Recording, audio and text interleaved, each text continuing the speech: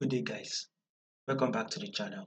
So, to those of you that are yet to subscribe and you've not done that, make sure you do also click on the subscribe button, like, share, make your comment. Now, let's take a look at what to be expecting this week on um, our Swiss franc JPY.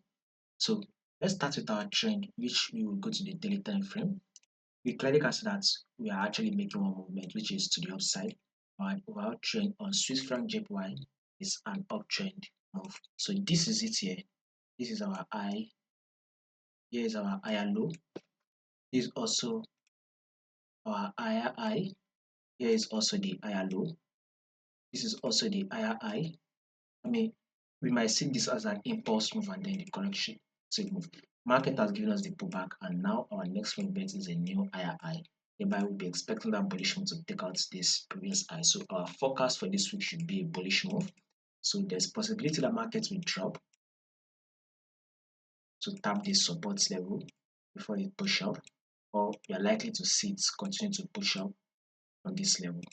Above all, our forecast for this week will be to the upside. So expect and watch out, and let's see what market